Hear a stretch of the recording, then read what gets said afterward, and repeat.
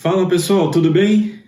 Oi, gente, tudo bem com vocês? Na medida do possível, espero que sim. E a Laila? Diga oi, Laila. Eu nem vou mexer. Ela tá super disposta. Obrigada. Pois é, gente, estamos aqui para fazer mais um vídeo para vocês e hoje nós vamos falar de perrengue. Nós queríamos já estar na estrada, podendo produzir vídeos das nossas aventuras, mas isso ainda não é possível. A gente continua no mesmo local. Nós ainda estamos na cidade de Penha, né, em Santa Catarina. Isso. E tentando fazer tudo da melhor forma possível para que o tempo passe logo, que tudo isso passe, mas não está fácil. Não. A gente está aproveitando aí para trabalhar bastante, pelo menos. Sim. E, bom, o intuito de trazer esse vídeo de perrengue, né, Du, é porque são perrengues vivenciados na estrada que vão fazer vocês rirem um pouco, mas também porque se a gente tivesse se planejado, talvez eles não teriam acontecido, com exceção do último, né? Tem coisas que Quer dizer, o são último é o primeiro. tem coisas que são evitáveis, outras não. Mas acho que o perrengue faz parte, né? Tanto para quem tá viajando, para quem tá vivendo aí na sua casa, sempre vai ter um perrengue ou outro, sempre vai acontecer algumas coisas que saem do nosso controle. Então nós vamos mostrar os 5 maiores perrengues da nossa viagem, desses 8 meses pela América do Sul. Não que não teve mais, mas esses foram os mais significativos, digamos assim. Teve muitos. Sem enrolação, vamos pro quinto maior perrengue da nossa viagem, hein? Que foi a fronteira da Bolívia com o Peru, lá em Copacabana. E foi, assim, vários fatores que fez com que a gente se incomodasse um pouquinho na fronteira.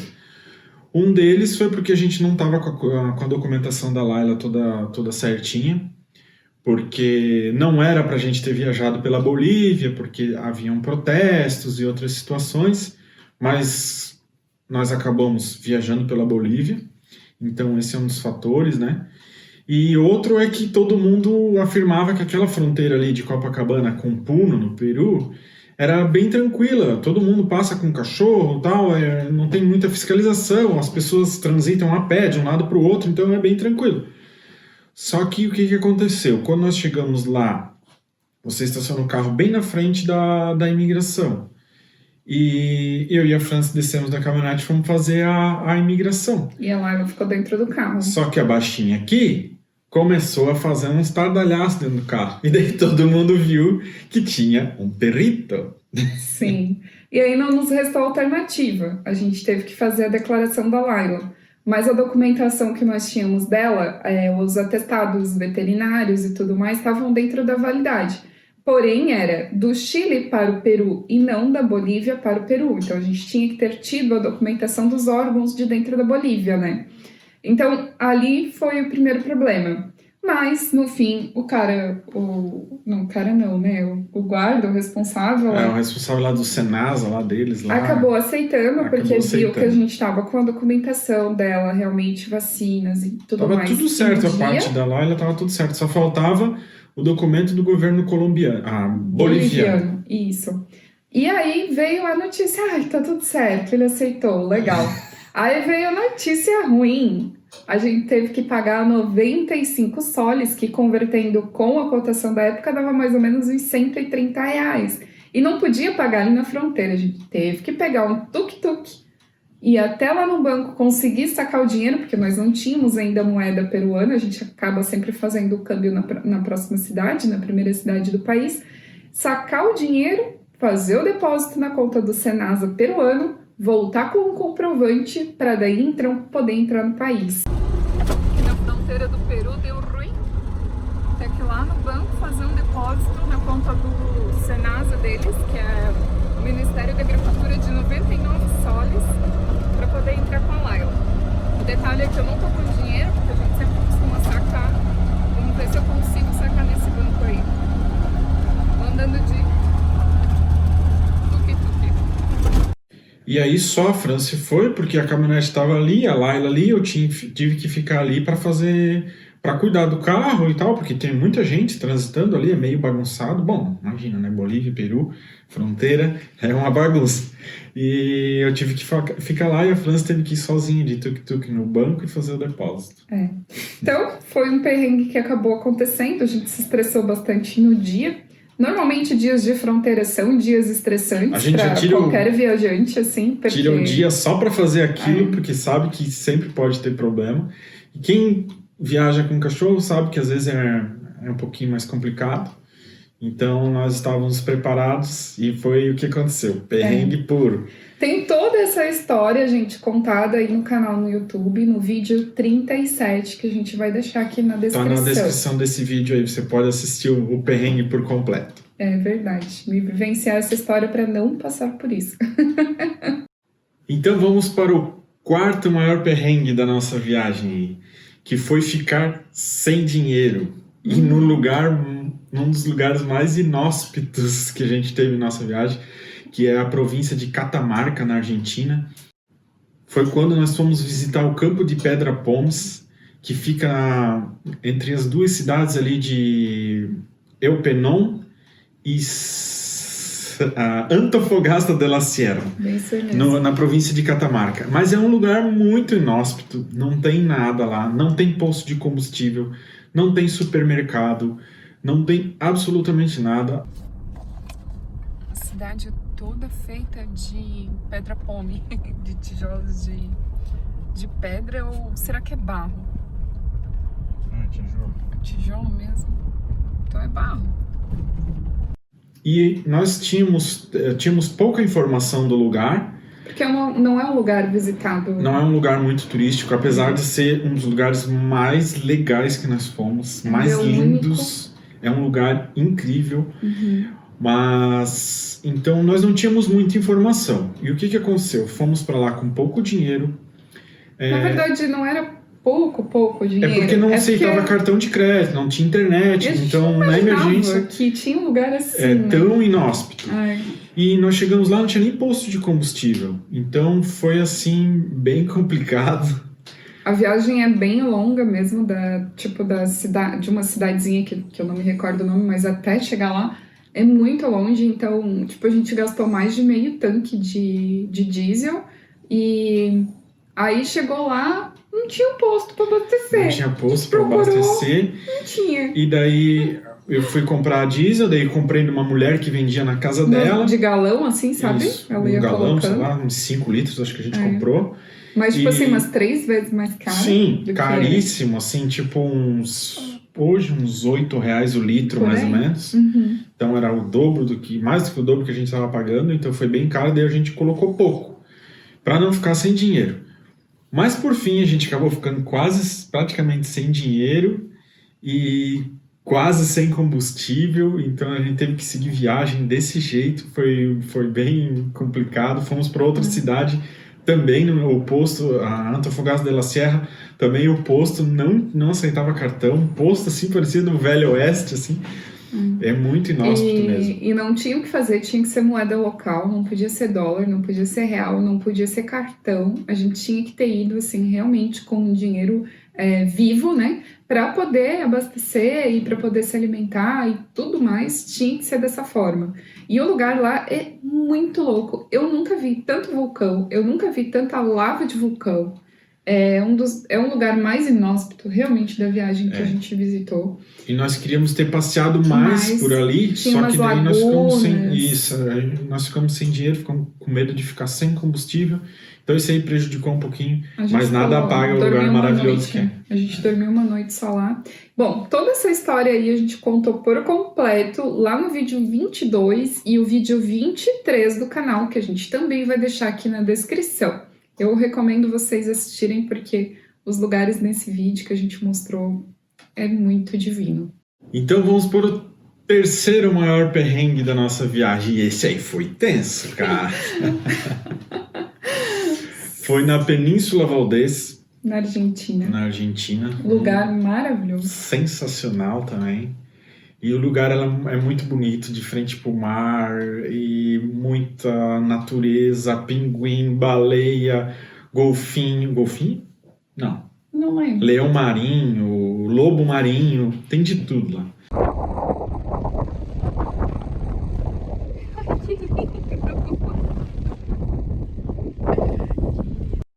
E daí, olhando toda aquela natureza, o que eu queria fazer? Eu queria acampar num lugar assim, sem ninguém, um lugar de frente pro mar, que a gente ficasse lá sozinho, não tinha internet, não tinha nada.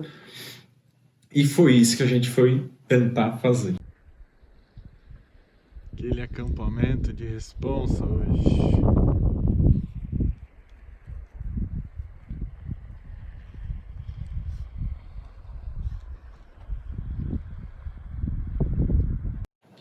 Naquele dia eu queria matar o lobo, mais ou menos isso, assim.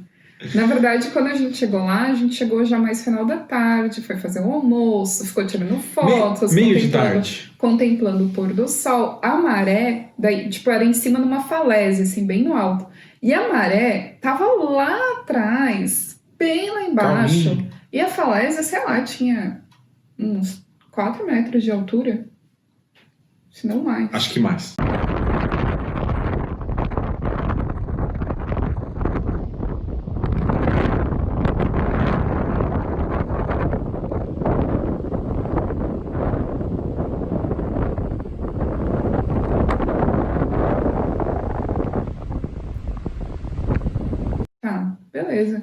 Beleza. Lugar Vocês vão ver sensacional. Du estacionou o carro, assim, meio de ladinho, que nesses lugares que tem peralzinho, assim, É, né? porque eu já gosto de sabia... dormir de ré. Eu já sabia que no final da tarde ali começa o vento. Então eu já peguei e deixei a caminhonete posicionado na direção que o vento vem. Normalmente o vento é do final da tarde até umas 11 horas da noite. Depois o vento se acalma e tudo fica calmo. Só que nesse dia não foi assim. Realmente à tarde o vento estava super tranquilo, a maré lá embaixo. Nem tinha vento. Praticamente não tinha vento e a hora que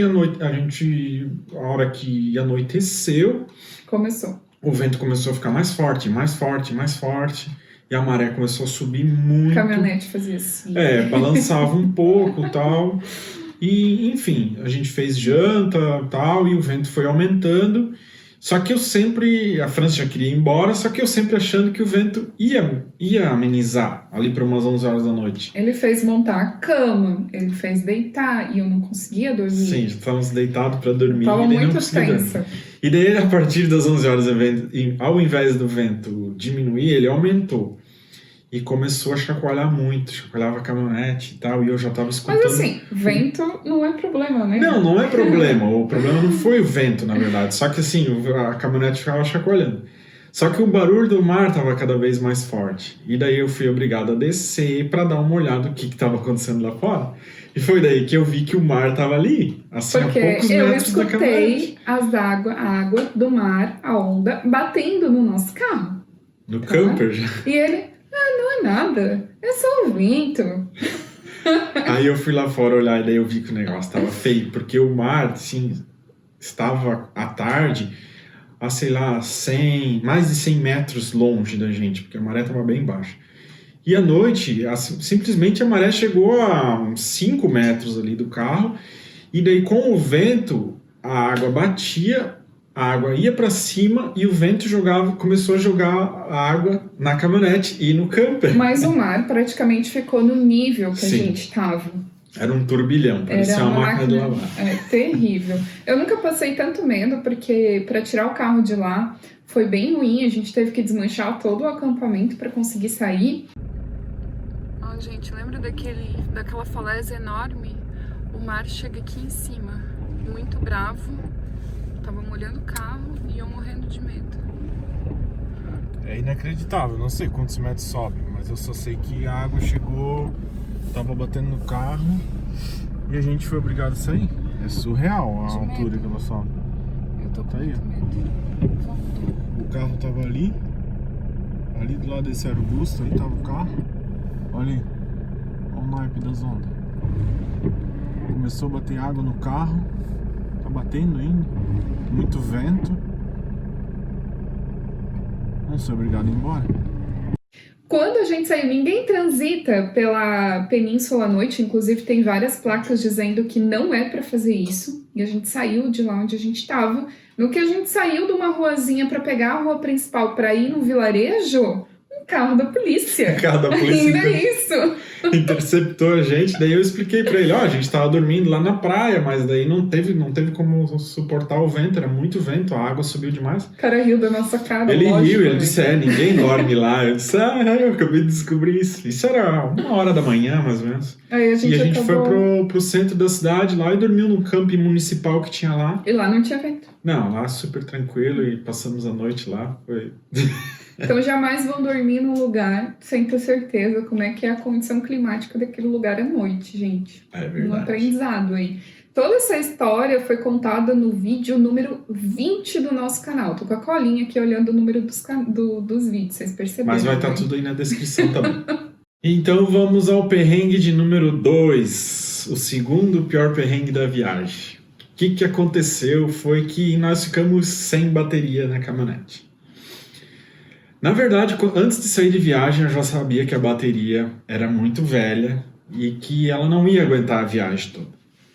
Mas daí, quando eu fui ver que a bateria tinha quase 5 anos, eu disse, não, agora eu quero ficar com essa bateria. Eu ia comprar uma bateria nova, eu disse, não, vamos ficar com essa bateria aí e vamos ver até quanto que ela aguenta. E ela aguentou 5 anos e 1 mês a bateria Moura. Durante a viagem foram mais 7 meses que a gente aproveitou, mas desde a compra do carro que a gente percebeu que tinha que trocar a bateria, basicamente foram 1 ano, né? Isso, ela aguentou mais 1 ano com a gente, então foi impressionante. Só que esse é um perrengue que a gente sempre esperava que uma hora alguma coisa aconteceu, um pneu furado, acabar uma bateria. Na verdade, a bateria eu sabia que ela ia acabar. Só que eu contava que essa bateria ela ia me avisar, dar sinais que ela ia acabar. E ela não deu nenhum sinal. E daí, por que esse é o perrengue de número 2? Porque ela acabou num lugar... É o segundo lugar mais inóspito que a gente foi. Que é o deserto de Tatacoa, na Colômbia. Do lado de uma vilazinha de Vila Vieja, que seria uma vila velha. Então não tem nada lá, não tem mecânico. Então a gente estacionou lá num camping, que a gente acampou num hostel, no estacionamento num hostel. A bateria, a caminhonete já não ligou mais, não dava sinal nenhum. Deixamos ela a noite toda no carregador, também não funcionou, não adiantou nada. Daí ela tava num morrinho, assim, era muito difícil de dar um tranco. Até então a gente não sabia que era bateria, tá? Não sabia que era bateria, né, até nesse momento. Mas a gente tentou dar uma carga na bateria, mas não tinha certeza que era bateria, porque não deu nenhum sinal. E tava bem difícil de dar um tranco, daí a gente buscou ajuda, o pessoal do hostel lá ajudou bastante a gente, ligou para um monte de lugar. Nós ligamos para um monte de lugar, ninguém atendia o telefone, sei lá. Foram 35 ligações. Sim, uma loucura. Os 5 falaram que iam lá e ninguém foi, porque ninguém muito ruim de ir lá. Era muito retirado. Daí a gente tentou carregar mais a bateria, mas não dava nenhum sinal a caminhonete.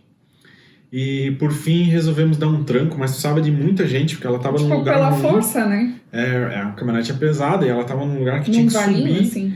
E então, nossa, vieram as cozinheiras, as arrumadeiras do hotel, todo mundo teve que ajudar. Que o cara que cuidava do hostel, ele era grandão. O cara era um armário.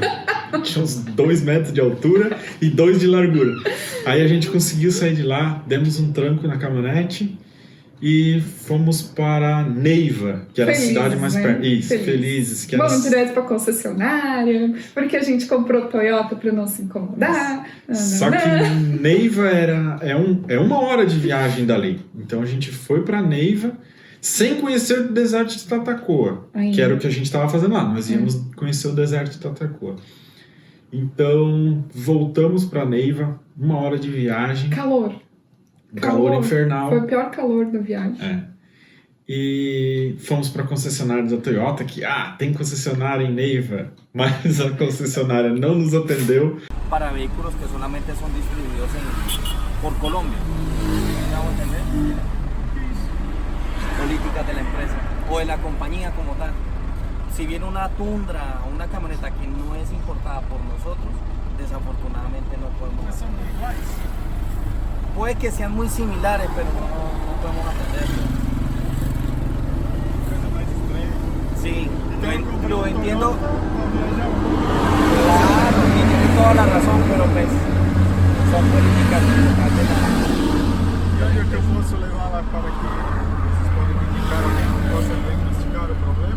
No, ya le tocaría en la zona céntrica, Como? en la parte del centro, en el centro de la ciudad. De pronto hay cuenta algún taller, algún taller pues de que le puedan colaborar con eso. Porque aquí, como les digo, desafortunadamente no puedo. Le quedo mal. No, papá no nos permiten decir estas cosas. Uau, por essa eu não esperava. Sí, A Toyota me deixou na mão de uma concessionária, não dá pra entender. E tem um vídeo falando sobre isso também, a gente vai deixar aí na descrição. Depois eles não atenderam porque falaram que a marca não era, não era A caminhonete não era distribuída, colombiana, né, tal. na Colômbia. A gente mandou e-mail pra Toyota Brasil, pra Toyota Mundial, pra todo quanto é lugar, ninguém nunca respondeu a gente. Nunca fomos respondidos. Até hoje tá essa dúvida. Eu vou ter que ir numa outra concessionária para saber se isso é verdade mesmo. Então esse foi o perrengue de número 2. Apesar disso, era só de tudo isso que aconteceu, a gente não ser atendido. Depois a gente foi atendido por uma outra oficina que o rapaz tinha trabalhado já na Toyota, então ele conhecia o carro perfeitamente. Nos atendeu super bem, fomos super bem atendidos. Sempre aparece alguém para ajudar, sempre. Então... Acabou dando tudo certo. Acabou dando tudo certo e o problema era super simples, era só a bateria. A caminhonete continua sendo muito confiável e... Na viagem toda, a gente só trocou o óleo e trocou bateria, pra vocês terem ideia. Sim, Só isso. E a bateria Foram era uma quase coisa... 40 mil quilômetros, né? a bateria era uma coisa que a gente sabia que teria que trocar. Continue assim. Sim, falta ainda um bom trecho. Então vamos para o primeiro maior perrengue. Número 1, adivinhe qual é? Adivinha. Eu acho que esse, além dele ser o maior perrengue da viagem, é o maior perrengue da vida até hoje, né? E que esse essa situação controlável. que é a situação que nós estamos vivendo até hoje, que é a pandemia de coronavírus. Então, esse foi, sem sombra de dúvidas, o maior perrengue. E a maioria das situações até a gente se diverte depois, rindo e tal. E essa, com certeza, é uma coisa que a gente nunca vai poder rir do que passou. Então, uma situação bem ruim, muitas pessoas sofrendo com isso, morrendo. Mas é verdade. Então, vai ficar marcado nas nossas vidas, não só na nossa viagem, mas nas nossas vidas. Eu sei que todo mundo tá no mesmo barco, né? Que todo mundo tá sofrendo igual. Mas, gente, é interrupção de sonhos, foram muitas dificuldades para a gente conseguir voltar para o Brasil, foram, né, pensar que o nosso carro, nossa casa está lá na Colômbia ainda, graças a Deus bem guardada. Para o pessoal que não vem acompanhando o canal, é importante dizer que para nós a pandemia começou quando nós estávamos na Colômbia, nós íamos para Medellín. Na primeira semana de março que aconteceu, né? Que começou a acontecer, as notícias foram ficando mais sérias, o vírus já tinha se espalhado pelo mundo todo, muita gente ainda não sabia, nós ainda estávamos... Na Colômbia estava tudo muito lento, assim, de número de casos. Mas começou a ter casos e a gente já deixou de ir para Medellín por causa disso, por causa do coronavírus.